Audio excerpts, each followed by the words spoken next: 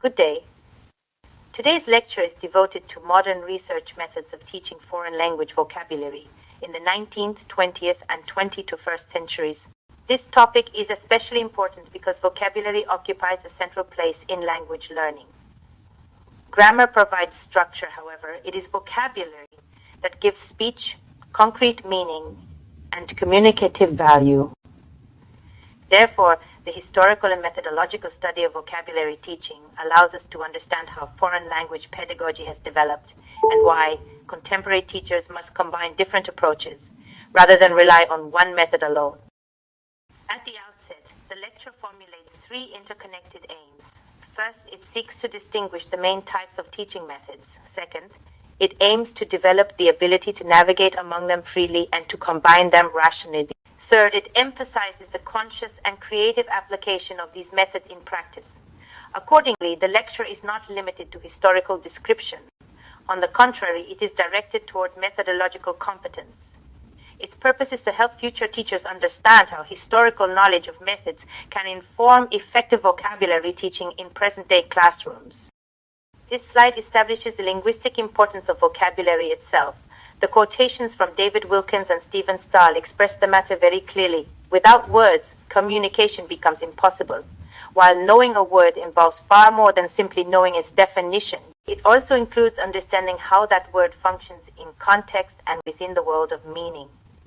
The slide further illustrates the priority of vocabulary through a practical comparison. 50 words combined with a few structures allow more expressive potential than many structures combined with almost no lexical material. Therefore, vocabulary teaching must be understood as one of the primary conditions of communicative competence.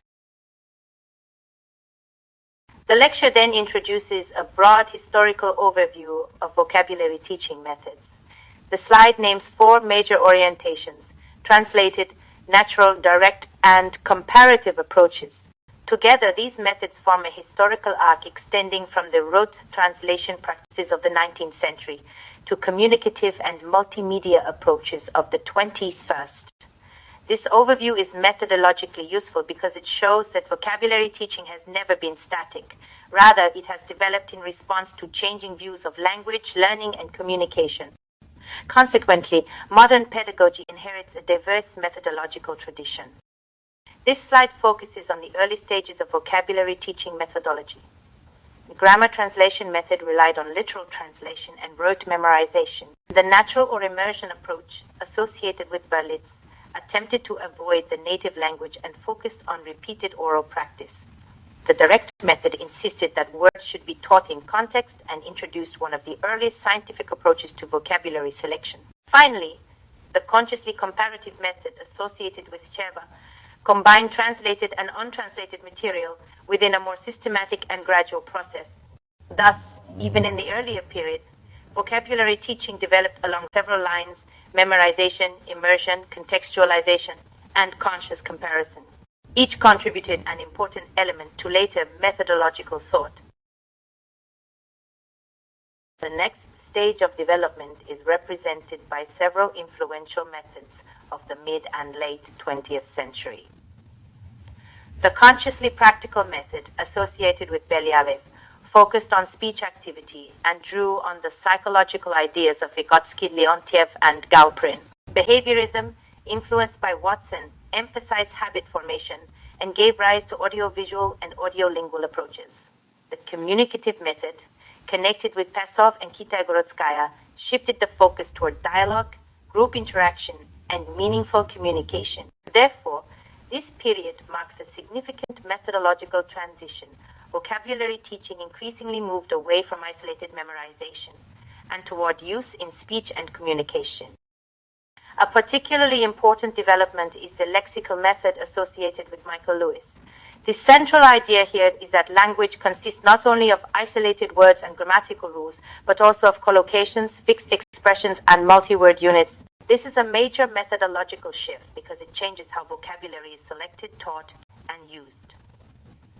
The slide outlines several practical consequences of this approach: recording words with their collocations, translating by phrases rather than word by word, deducing meaning from context, varying exercises according to word type, and using dictionaries and reference tools. Accordingly, the lexical method places vocabulary teaching much closer to authentic language use. The lecture then turns to multimedia methods, which have become increasingly important in contemporary education. Their pedagogical advantages are presented in three directions: interactivity, efficiency, and motivation. Multimedia tools can provide feedback, support self-paced work, automate routine processes, and increase learner engagement. At the same time, the slide does not idealize technology. It also identifies several lexical difficulties that remain: word length and complexity, variable stress, confusable meanings, limited vocabulary, and forgetting. Therefore, multimedia methods should be seen as powerful supports rather than complete solutions in themselves. This slide presents several additional modern techniques for vocabulary teaching. The distinction between explicit and implicit instruction is especially important. Vocabulary may be taught directly by the teacher or acquired more incidentally through meaningful use. Alongside this, the slide identifies role play, brainstorming, and sentence writing as productive techniques. These methods are significant because they encourage active and contextual use of lexical material. Role-play places vocabulary in social situations. Brainstorming activates prior lexical knowledge, and sentence writing connects words with meaningful contexts chosen by the learners themselves. Consequently, vocabulary becomes more deeply integrated into actual language use. The question of memory is central to vocabulary teaching, and this slide addresses it directly. Several retention strategies are listed: repeated revision over time, association methods, immediate fixation of new material in familiar contexts, and attention to the cognitive limits suggested by Miller's Law. This is pedagogically important because vocabulary learning is not achieved at the moment of first explanation alone. Rather, it requires a structured process by which lexical items move from short-term awareness to long-term retention, and finally to active use. Therefore, any method of vocabulary teaching must also be a method of memory organization. This slide formulates one of the main methodological conclusions of the lecture: no single method is universally superior. Effective vocabulary teaching depends on the integration of traditional and modern approaches. Method choice is influenced by social demands, new research, and teacher preferences, while successful teaching requires the movement of lexical material from working memory into long-term retention and active communicative use. Thus, vocabulary teaching should be understood as a flexible and adaptive pedagogical process rather than a fixed instructional formula. The next slide offers a concise historical synthesis. The grammar translation method focused on reading and written form. Direct methods prioritized oral practice and natural exposure. Communicative approaches emphasized meaningful use in real contexts. Multimedia and modern methods introduced digital tools and blended learning environments. The key takeaway is especially important: no single method satisfies all needs.